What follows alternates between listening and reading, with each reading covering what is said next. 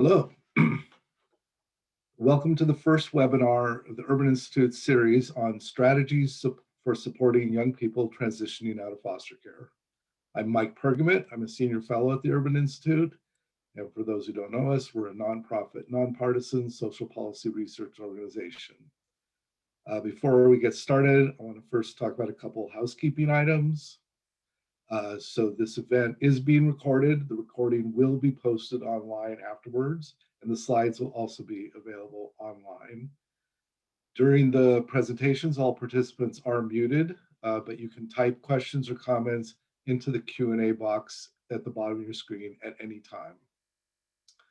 Next slide. So this series and the research that underlies the webinars is funded by the Administration for Children and Families Office of Planning, Research and Evaluation in collaboration with the Children's Bureau. And it's part of a larger project to help plan the next generation of evaluations funded under the John H. Chafee Program for Successful Transition to Adulthood. The Urban Institute leads this project with our partner Chapin Hall at the University of Chicago. Mark Courtney from the University of Chicago and I are the co-principal investigators of the project. And I do want to acknowledge the great support we get from our project officers, Maria Wolverton, who's with us today, and Kelly McKenzie, and also from Catherine Heath, who's with us, who is basically all things youth and young adult at the Children's Bureau. So today we're going to focus on a formative evaluation we conducted of the Seita Scholars program at Western Michigan University. And this program is one of several programs in the country aimed to help youth currently or formerly in foster care be successful in college. Our next webinar, which will be on November 19th, will discuss findings from our study of the Education and Training Voucher Program, or ETV program. And then we have two webinars that will happen early next year that are going to focus on employment programs. One that will be on formative evaluations we conducted on two particular employment programs, and then a second webinar that'll be more generally on employment programs for youth who've been in foster care. And the dates of those webinars have not yet been set, but so keep your eyes out for those announcements. Next slide. So today we're going to first hear from Amy Dworsky. Amy's a research fellow at Chapin Hall and part of our team, and she's going to give some background on the study. Then we're going to turn it over to the Seita Scholars program with first Yvonne Unruh, who's the director of Center for Fostering Success at Western Michigan University, and then Ronica Hamilton, who actually directs the Seita Scholars program at Western Michigan. Then Amy will take it back and she'll relate the findings from the study, the formative evaluation results, lessons for the field, and finally,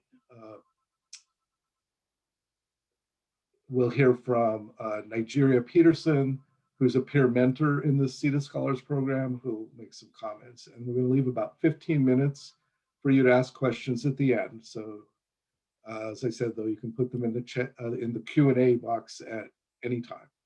So I'm going to turn it over now to Amy Dworsky. Thanks, Mike. Next slide, please.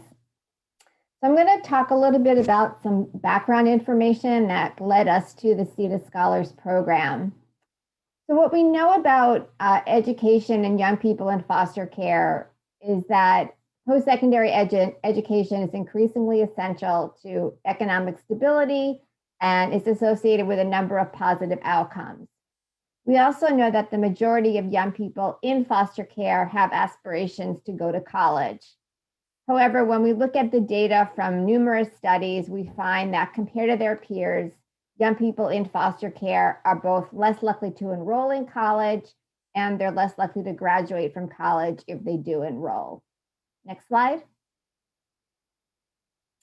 So there's a number of reasons for these lower rates of college enrollment and graduation. They include a lack of preparation for post-secondary education, a lack of financial support, a lack of exposure to college-going culture, housing instability, colleges being unfamiliar with or unprepared to address the needs of young people in foster care, and young people in foster care simply not knowing how or where to get the help they need to succeed in school. Next slide. So there have been a number of strategies implemented over the past couple of decades to increase college success among young people in foster care. And they include state tuition waiver programs, targeted college scholarships, and the federal Chafee Education and Training Voucher Program, the ETV program. And these three programs, really what they have at their core is that they address financial needs. So they provide young people in care with additional financial resources to help them pay for their education.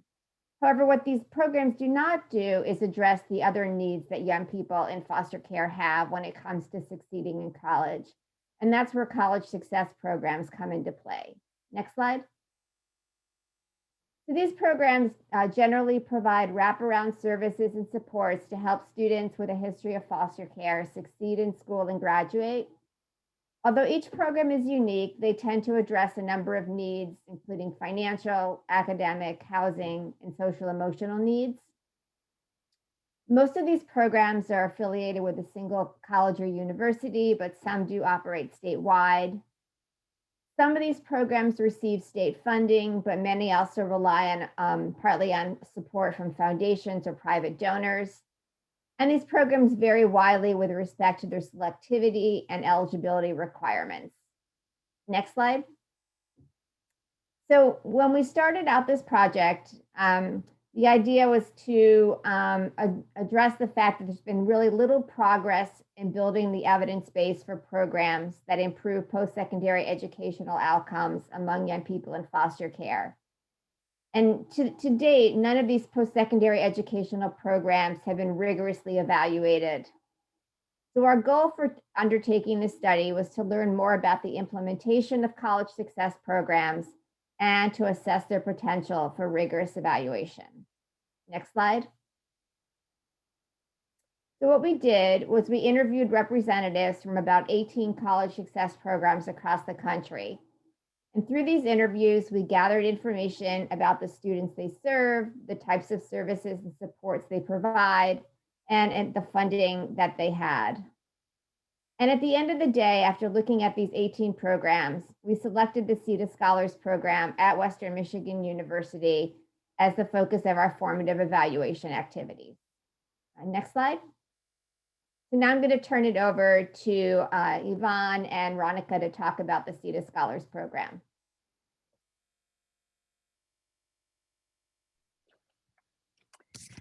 Greetings, everyone. I'm Yvonne Unruh. I'm the director for the Center for Fostering Success.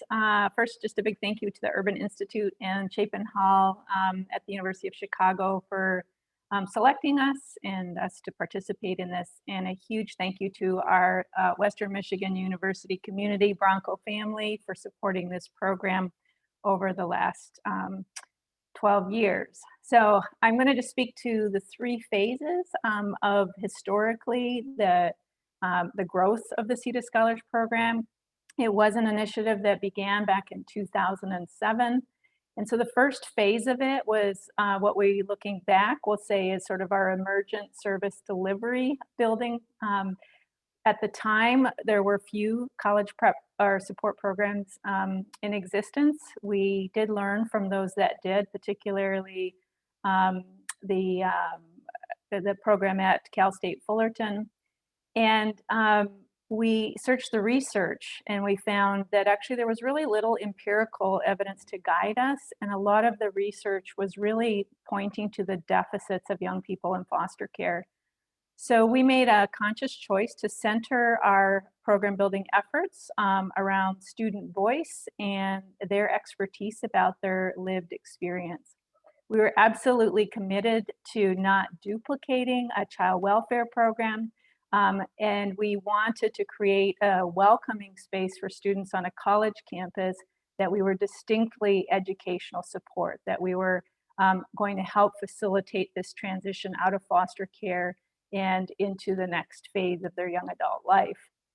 In the early phases of the program, whatever staff we had as it built, we met once or twice a week.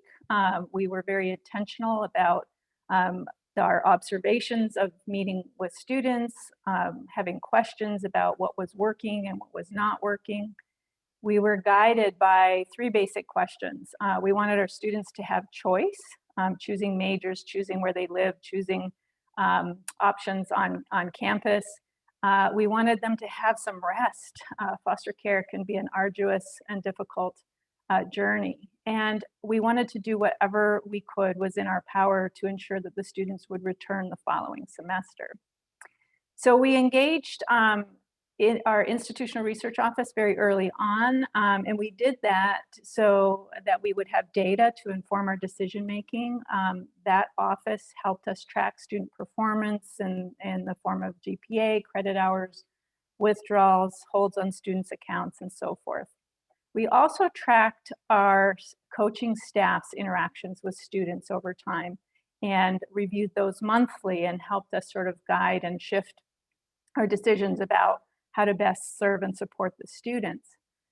So that was really a major focus of our early years in what I am calling phase 1. Phase 2 is actually the beginning of a formalized coaching model, which we created through our interactions and study and feedback from our students. That program became and is currently known as the Fostering Success Coaching Model. And ultimately, it's a comprehensive but an efficient approach to communicating with students who come to college from the experience of foster care. And what we're seeking to do is to optimize opportunities for students to learn, to grow, and to thrive. So since 2013, we have trained over 700 higher education professionals and some child welfare professionals in over 15 states. We've also presented the model to a Canadian university looking to support their students with experience in foster care. And now here we are, in this third phase, which now that we have established the foundations of the program, a model of service that we can monitor and we can refine. We're in this stage of now research opportunities. So we want to really investigate the impact of the service delivery model that we built in phase 1, the training model that we've built in phase 2, and now we're looking to both improve and learn deeper lessons for how to better support students. We have published several papers around the description of the program and its outcomes. Currently, we actually have 5 projects underway, and it involves 8 researchers from 4 different universities. Our participation in this formative evaluation was just absolutely instrumental in helping us reflect on some of our data-driven processes and actually have helped us to define some new projects. So I'll hand it over to Ronica, who is our amazing leader and director of the Seita Scholars program.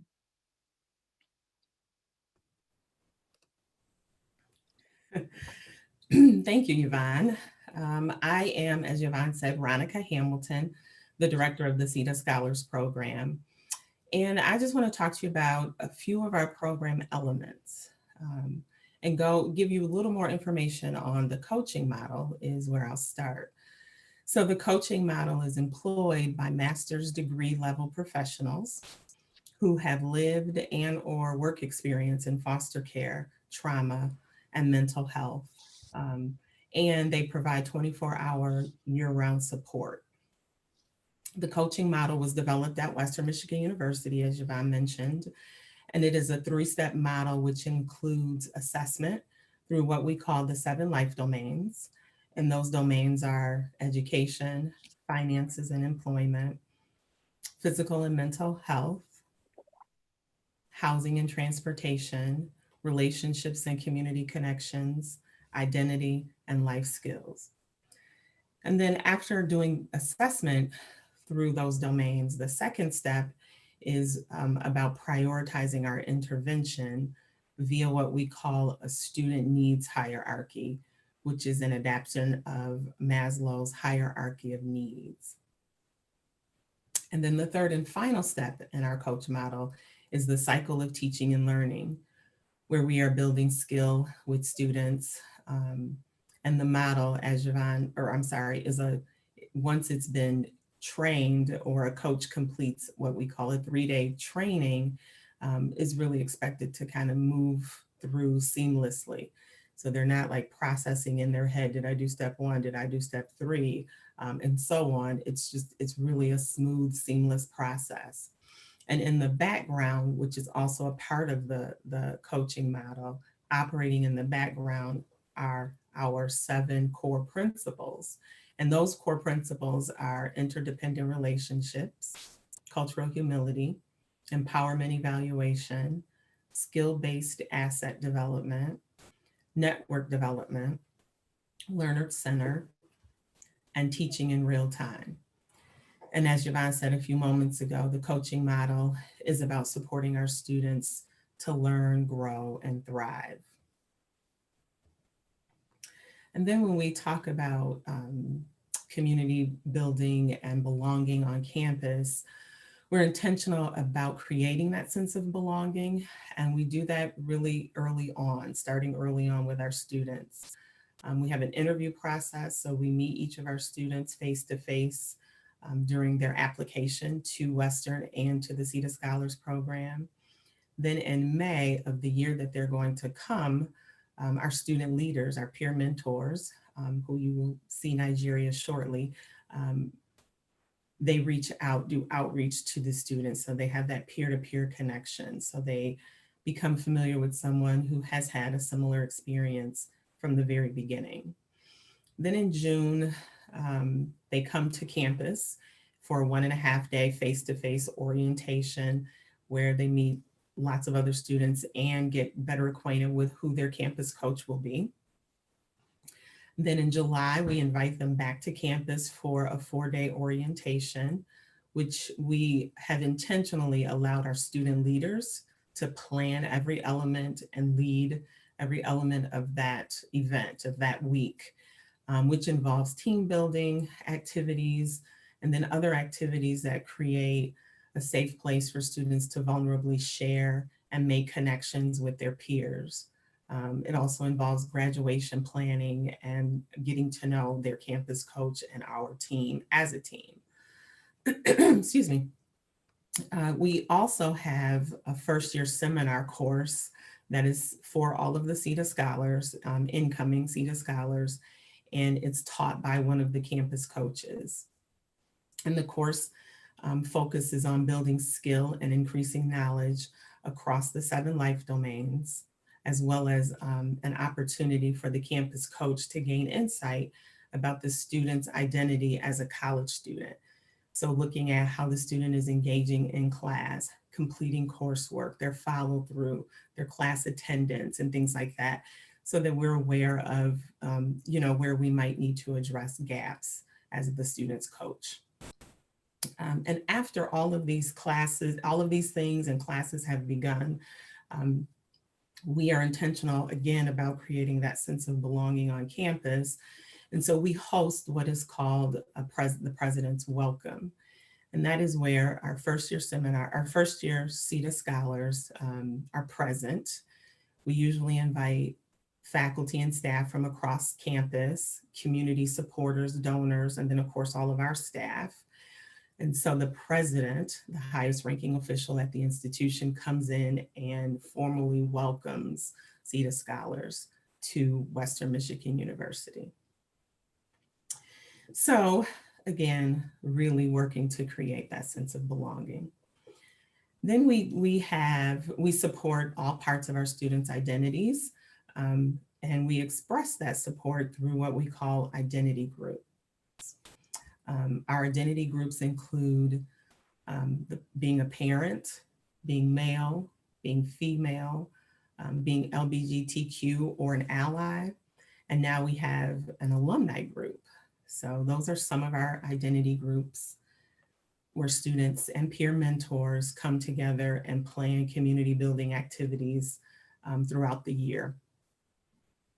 Then we also offer year-round housing for Seita Scholars, again, creating a sense of stability and eliminating barriers, various barriers. And then finally, our scholarship. So The scholarship covers about 40% of the cost of attendance.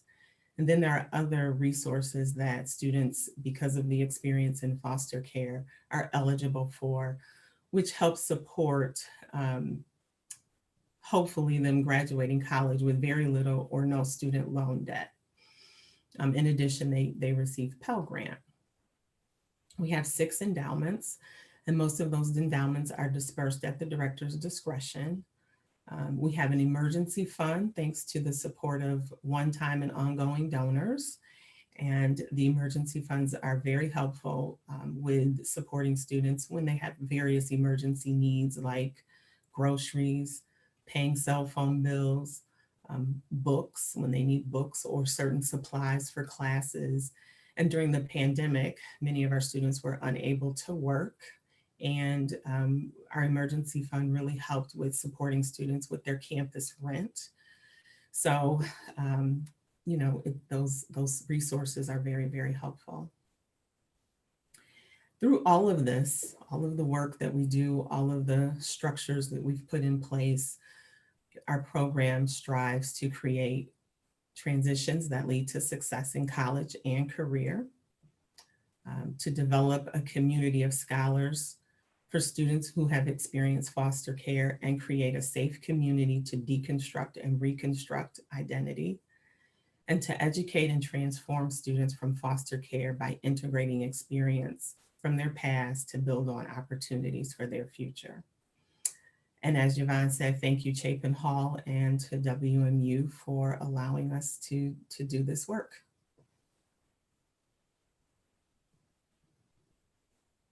Thank you.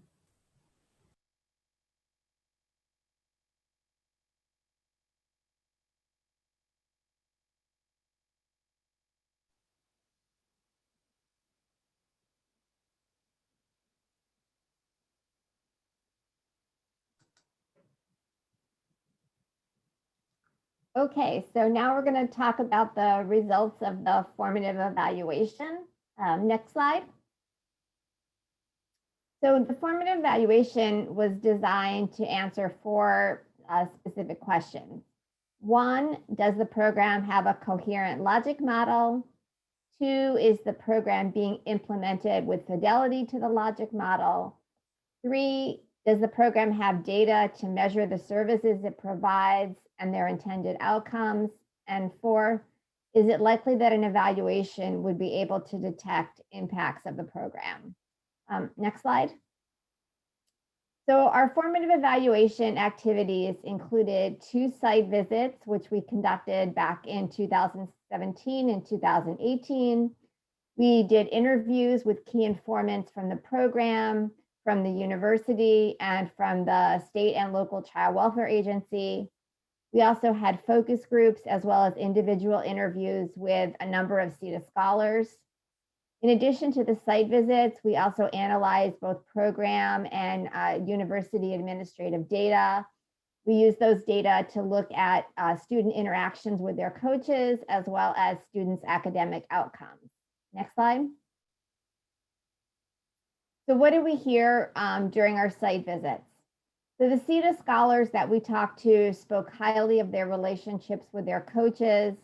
They felt they could talk openly with their coaches, and they often credited their coaches for much of their success in school.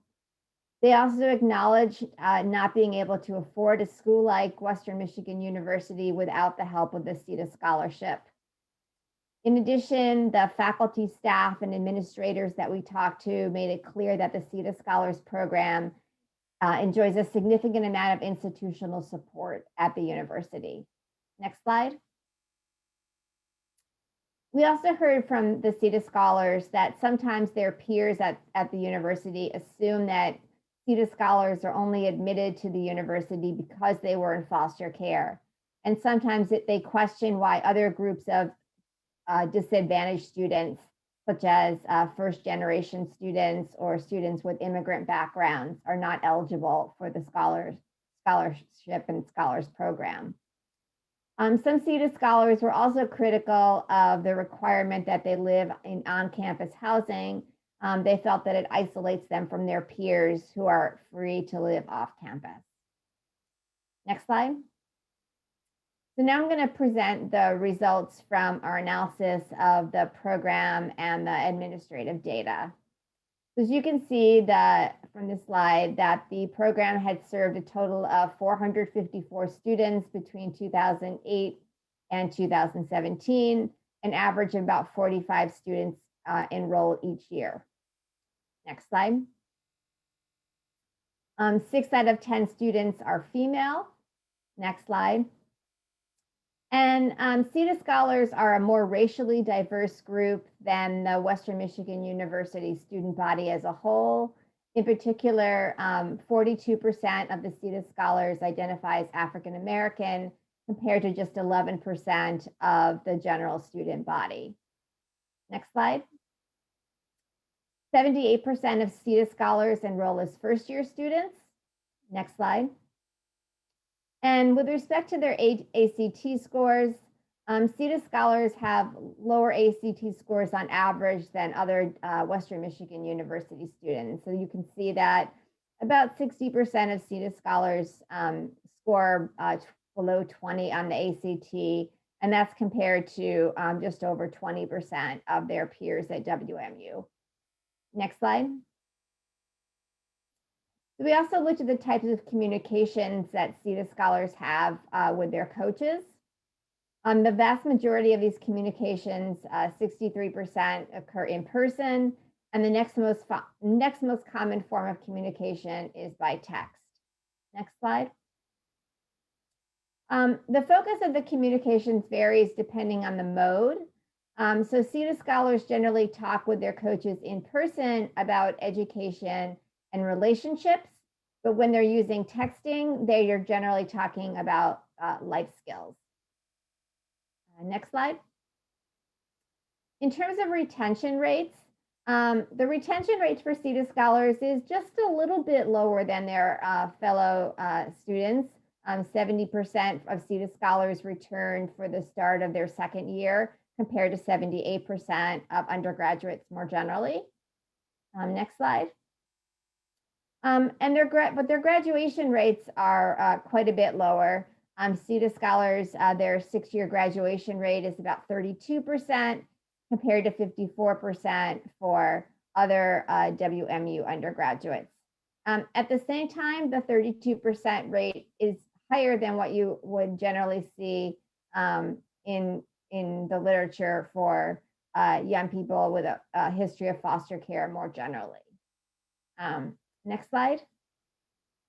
And Seita Scholars transfer out of Western Michigan University at a slightly higher rate than their peers, 39% compared to 30% overall.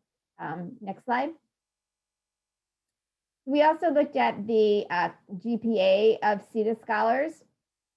In general, we saw a steady increase in their GPA over the first 4 years in school, from about 2.2 to about 2.9 at the end of the spring of their 4th year. And we wondered if this had to do with what we just saw, the high percentage of students transferring out of the university, and that's what it looks like is happening. So next slide. You can see that once we limited our analysis to the students that stayed at Western Michigan University for the first 4 years, the GPA was generally pretty constant, around 2.8 across all 4 years. Next slide. So as I said, part of the intent of the formative evaluation was to assess whether or not the program had the potential to be rigorously evaluated. And we looked at 4 different things. So first of all, yes, from the data that we analyzed, it looks like the program could reasonably be expected to achieve its intended outcomes of helping young people succeed in school and graduate. Yes, implementation is generally consistent with the program's logic model. And yes, the program does have the data needed to measure service provision and key outcomes. The problem, however, is that it would be extremely difficult to identify a sufficiently large comparison group of students who were eligible for the Seita Scholars program, but not participating in it. Next slide. So that said, we thought through what other options might be available to rigorously evaluate the Seita Scholars program. One possibility would be to replicate the program at another school and conduct a randomized controlled trial. This would be difficult again because we need enough students to create both treatment and comparison groups. Another option might be to replicate the program at multiple schools and use some sort of quasi-experimental design to compare the outcomes of students who enrolled at the university pre versus post implementation.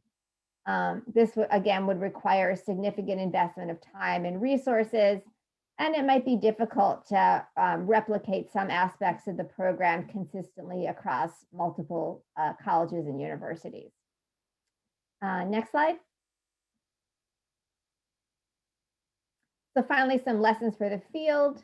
For program developers, our formative evaluation suggests that any program should seriously consider incorporating a coaching model that focuses on a range of life domains. Should also think about including a scholarship to attract students who might not otherwise apply. Should focus on cultivating institutional support by encouraging faculty and staff to serve in various roles, such as mentors, advisors, or volunteers, and should seek input from the campus community more generally. Additionally, it should ensure that participation doesn't leave students feeling stigmatized or defensive about their participation in the program, and avoid requirements that give participants fewer options than are available to their peers. And then finally, next slide, some lessons for program evaluators. First and foremost is that programs like the Seita Scholars are inherently difficult to evaluate. It's hard to identify a large enough group of students who are eligible for the program, but not participating in it or receiving other similar services. And finally, it's important to think about other designs besides the traditional individual level randomized controlled trial. And now I'm going to turn it over to Nigeria so she can provide us with a perspective from an actual Seita Scholar. Hi, good afternoon, everyone. So my name is Nigeria Peterson. I am a senior at Western Michigan University, majoring in business law, and I am also a peer mentor with the Seita Scholars program, and I'm from Detroit, Michigan. And so I just want to talk about the impact that the Seita Scholars program has had on my college career. So I'm a transfer student, the other percent of students who did not come as a first year student. And they really just helped with my transition into Western Michigan University as a transfer student. I moved into the dorms and I really didn't know how to navigate campus, and they were able to drive me around campus and help me move into my dorm. They gave us welcome packages and just the essential things that we needed for campus. And to other people, it may not mean a lot, like them giving us like soaps and stuff, fans when it was really hot outside. And it impacted our dorm living situation. But it meant a lot to me because these were things that I didn't have coming into college or just didn't know how to access. And I was also able to be surrounded by other students who also experienced foster care. And so when I came into Western Michigan University, we had a set week, as Ronica spoke about. And it was just really a week to get to know campus and to do activities with different students who were also coming in, who experienced foster care. And I was able to really just be around a community of people who had experienced some of the same things as me and experienced different things. And we were able to just bounce ideas off each other. And so the transition into Western Michigan University, it just became very easy. And I think the unique thing to me about the Seita Scholars program is that they didn't ask anything of us really, but just what we were there for, just our education. And they had all of these resources that we really didn't know about, and they welcomed us with open arms. And Ronica had spoke about the feeling of belonging, and that was really the thing that I had felt when I came into the program. was just a community of people who just welcomed us with open arms, and they were very genuine and willing to do the work. Like it wasn't anything that they really required of us, but just to get our education and to do what we had came to college to do. And I was able to build lifelong friendships with those who I came into this program with. We had a first year experience class, which I now am a co-facilitator for. And the first year experience class was just geared toward our transition into Western Michigan University and helping us be acclimated to campus and using the 7 life domains to help us figure out different areas of our life as we came to campus and were figuring out ourselves and figuring out our schedules with class. And I was able to build connections within the Seita Scholars program to make it really feel like a community of people who I could lean on and share my experiences with as well. And they really reassured us that we were not alone. Like we have college campus coaches who help us with every need that we could possibly think of. And if they can't help us with it directly, they know someone else who can, which I really appreciate. And I just think it's also a two-way street. Like sometimes there's moments where I will have an issue and I won't share it. But as soon as I do share the need or the issue that I do have, the Seita Scholars program, they're looking for resources to help me out with, which means a lot to me because it's like they don't have to do this, but they do, and they do it willingly. And you can really feel the love from them. And also I was able to study abroad in South Africa for 5 months. And so they really assisted me with that. And I studied abroad again with the assistance of the Seita Scholars program in March. And I went to the Netherlands for 2 weeks. And they, during the time that I studied abroad in South Africa, they were able to really assist me with some of the mental health issues that I had and also assisting with care packages. I had experienced violence against women there in South Africa, and I didn't really know that how it would impact me, and that it impacted me in such a way that it affected my mental health. And so I was able to have this community of people all the way across the world who was there virtually with me, helping me and supporting me with like anything that I needed while I was studying abroad for 5 months. And so this really just opened up the opportunity for me to still experience this community of people and them to support me during a difficult time. And I also did travel to South Africa with another Seita Scholar. And so just having them all around me and still be connected to me was really big for me. And like I said, during set week, we had this program, and at the end we had like a presentation and a celebration just about the week that we had experienced with them. And they were able to give me opportunities and exposure and help me with my public speaking. And at the end, I was able to do a speech to like my cohort and those who participated in set week. And it had helped me with my public speaking and being confident in myself. And so I really appreciate the program for helping me with that. And also, like I said, I'm a peer mentor with the Seita Scholars program. So like, it doesn't just stop at the scholarship that they give us. Like they support us holistically. They, like I said, help me with my public speaking. I'm a peer mentor. And so it was an employment opportunity for me. And also the opportunity to help co-facilitate the first year experience class with one of the coaches at the Seita Scholars program has helped me with my confidence in being a leader. It was actually the coach, his name is Peter, as Ronica said, and he saw the leadership in me and asked me to be a part of co-facilitating the class with him. And so I just think it just means a lot to me that they see in the Seita Scholars, and they have seen in me things that I didn't see in myself, and they have brought that out of me and given me the opportunity to also like walk in being a leader and see myself in a role that I didn't even see myself in.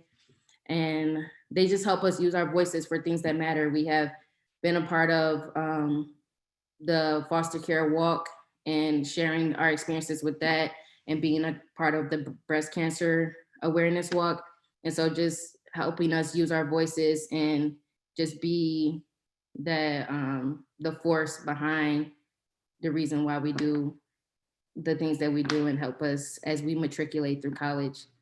And like I said, the program has impacted me in such a way that it's just like, I appreciate them so much because they don't have to do these things. When I transferred, the university I went to before Western, we didn't have a program that was geared toward people who experienced foster care. And so the only way I could identify myself there was being from Detroit, Michigan.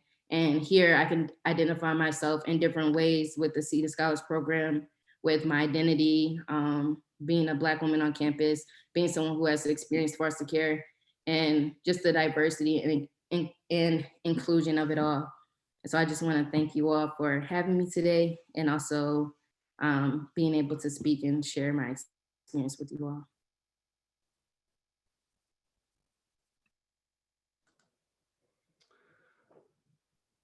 Okay, well, thank you all. That was all great. And we're getting some questions in. So I'm going to first start with a couple really easy ones. One is, why is it called the Seita Scholars Program? And while you're at it, do you have to be from Michigan to be part of the program?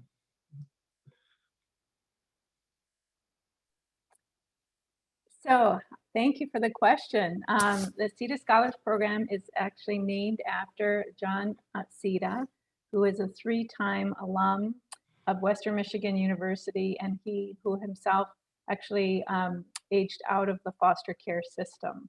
And so in the early stages of developing the program, we were seeking, what would be the way to really make the program emblematic of the lived experience, as we centered that in our program development. And so he was selected and granted use of his name for the program, and today continues to be an inspiration through his work and his support for the program.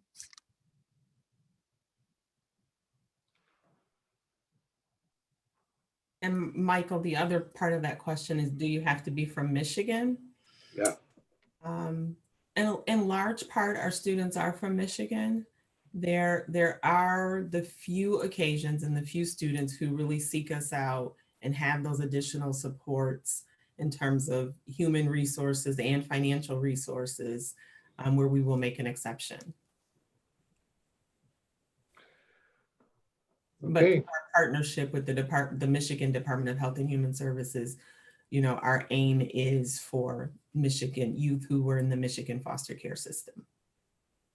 And so kind of following from that, there's a question about how young people can learn about the program and to what extent you have outreach to the child welfare agencies or service providers. Yeah. So we have a pretty strong partnership with the Michigan Department of Health and Human Services.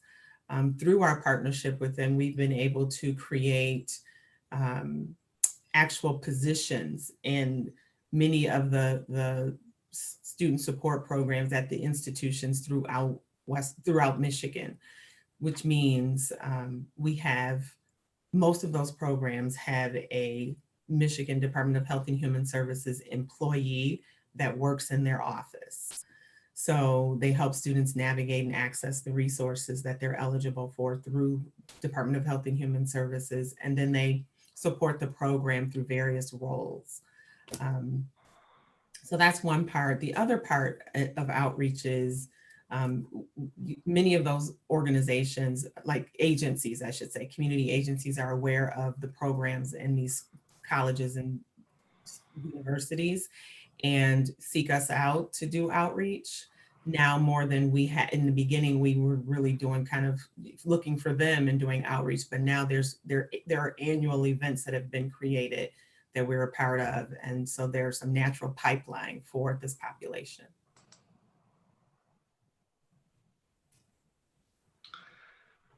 And how many students does each coach have per semester? And do the coaches remain with the same students throughout their years at the school? And related to this, sort of how proactive are the coaches in terms of their communications with mentees? Okay, so the optimal ratio we have found is 25 to 1. So 25 students to 1 campus coach. So that is that helps you balance all supporting a student through all of those 7 life domains, through triumphs and struggles and so on.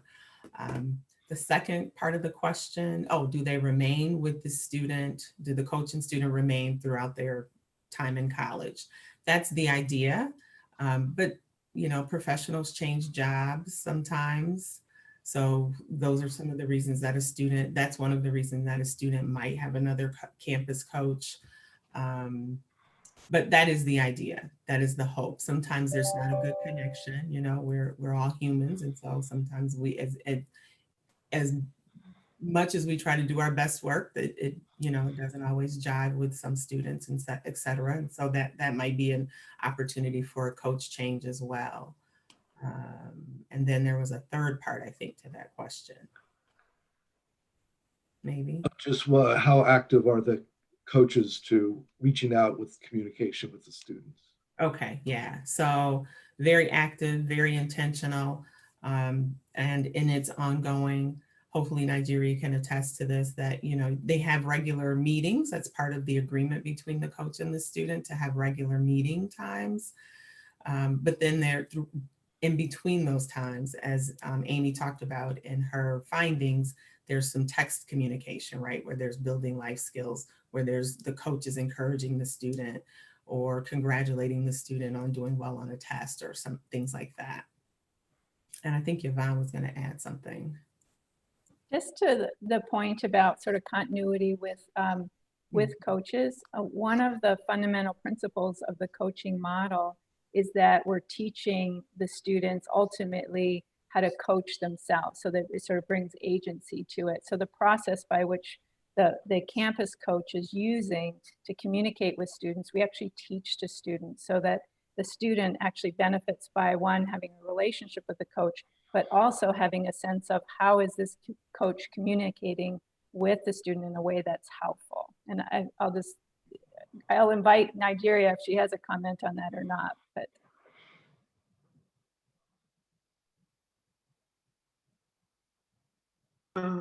yes, I think that the campus coaches are helpful. They definitely help us with everything. That I have a meeting today with my campus coach, and we have them. I have mine bi-weekly, and so we just talk about any needs that I may have throughout the week, or like if I'm struggling in classes, and just how they can be used to us, or not used, but how they can be resourceful and help us with anything that we may need.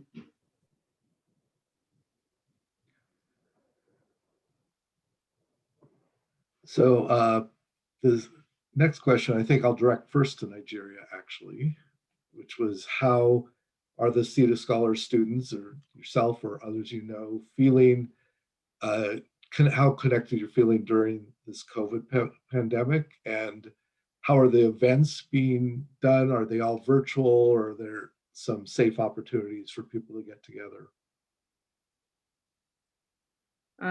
Yes, I feel pretty safe or connected to the Seita Scholars program. I'm a peer mentor, and so I handle some of the events for the Seita Scholars and the incoming freshmen that have just came to campus. And events have been virtual just because of COVID, but we've tried to create some events like Gold Medal Farms, and going to the cider mill for students to have an option to safely social distance, but still be social with each other.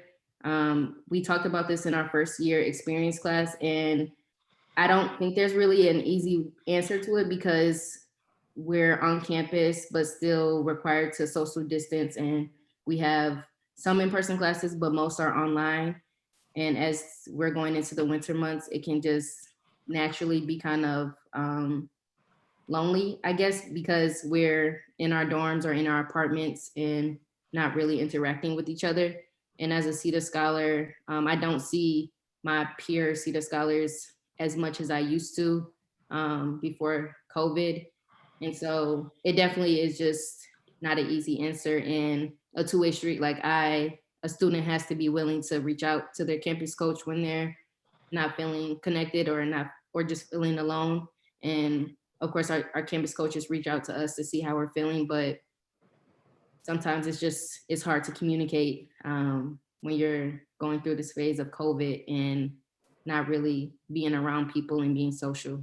And you can kind of get in your head or whatever, but I just think it's not easy, but it's definitely a two-way street, like just reaching out.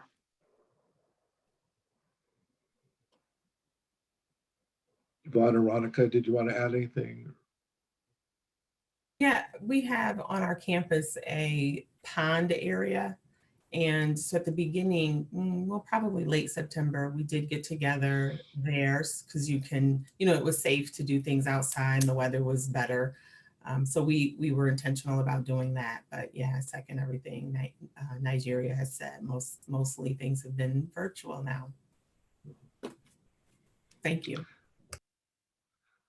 So we had a few questions related to this issue of persistence and transferring out, and sort of what you know about why students transfer out, or what are the factors that are leading some to persist versus whether it's transfer out or drop out,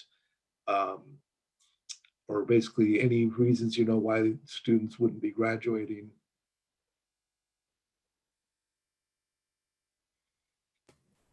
Yeah, over time, what we believe is contributing to students stopping out. And so, it's another phrase for dropping out. It has to do with about three things. And Amy again mentioned this in her research as well. One of them, the lack of preparedness for the rigors of higher ed. Finances and mental health are others as well. Yvonne, did you want to add anything?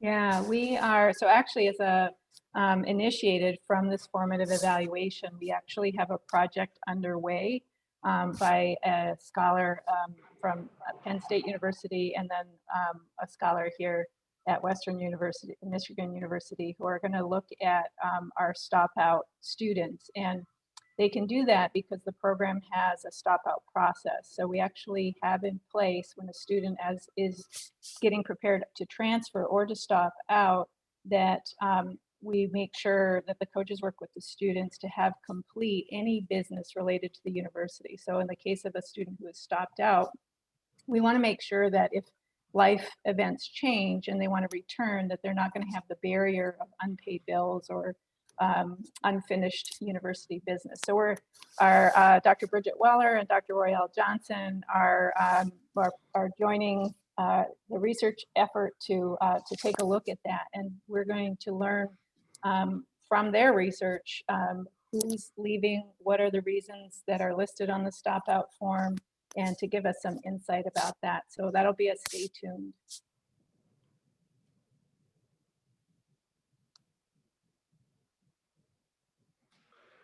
Okay. Were there, so this question was, were there efforts to determine what students would have viewed as helpful in improving their GPA, such as offering tutors? Did coaches focus on GPA and help youth problem solve how to improve their GPA? Yes. Oh, go ahead, Yvonne.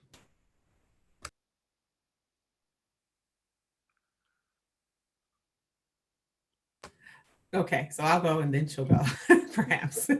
So yes, we do offer tutors, and as I mentioned about our student emergency fund, that's one of the ways that if we have a tutor off campus or even a tutor on campus, that we will utilize those funds to pay for a tutor. So we're not even looking for necessarily a free support, because sometimes there are just different needs for students. So we definitely offer tutors. Yes, we have a focus on education and student monitoring students' GPAs. That's one of the things that we do as the program. We midway through the semester, we outreach to the students' professors through what we call progress reports, to learn about what the students' current grades are, their attendance, their test scores, and so on in each of their classes is. And we share that information. Students know that we're asking for that information, and we share that information with our students once we receive it back. So yes, there is a high focus on education. And when I talk about the 7 life domains, probably should have put a picture of that model there, because education is the center, because we're at a higher ed institution. So that is the center and central domain, with all the other domains touching, because we understand that they all impact each other. Okay. And how does the program reach out to eligible students? How do they reach out to youth who were in foster care previously but have returned home or been adopted? Hmm. So again, going back to, I think, one of the previous questions and answers, what really the outreach is just sort of our normal and natural outreach now that again have come from some annual activities and events. And so, and some of it actually is from siblings. We have right now, we have 5 sibling groups in our program. So some of it is through siblings. Some of it is those regular annual events. And then just our partnership with the Michigan Department of Health and Human Services, there's an awareness of us. And if this may be the last question, depending on how our time goes, but I think our friends at the Children's Bureau might be of interest here, which is, outside of the financial support, what federal actions would increase college success for a Seita Scholar program?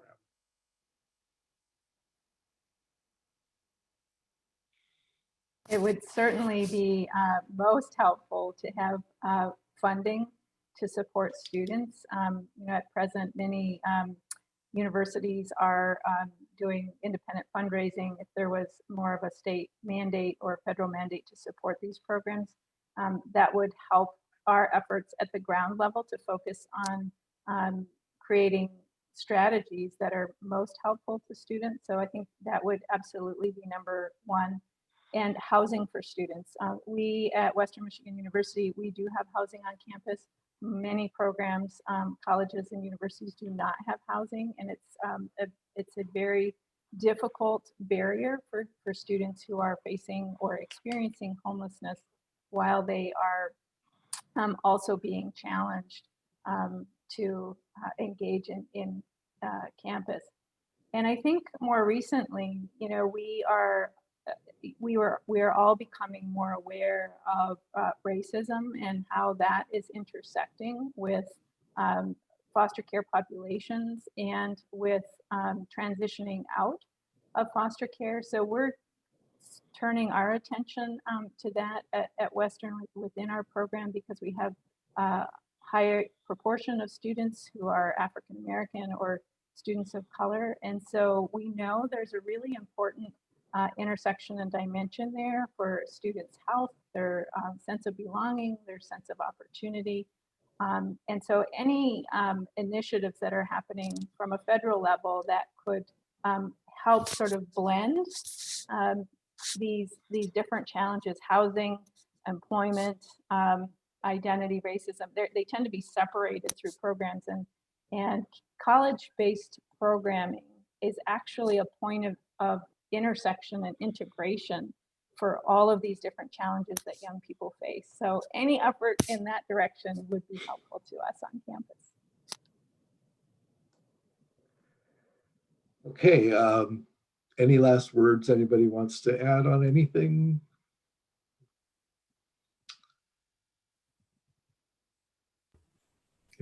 Oh, go ahead, Veronica. I just want to say again, thank you to you all at the Urban League in Chapin Hall for selecting us and having us for this webinar. Thank you to Nigeria and Yvonne as well, and Amy and her team for all their amazing work. And I wanted to thank all the speakers. I thought it was very informative, and I hope the audience really appreciated it. Thank the audience for joining us. And as a reminder, the slides and the recording will be posted on the Urban Institute website, urban.org. And don't forget, our next webinar on November 19th will be about the ETV program, and we look forward to seeing you there. Thank you.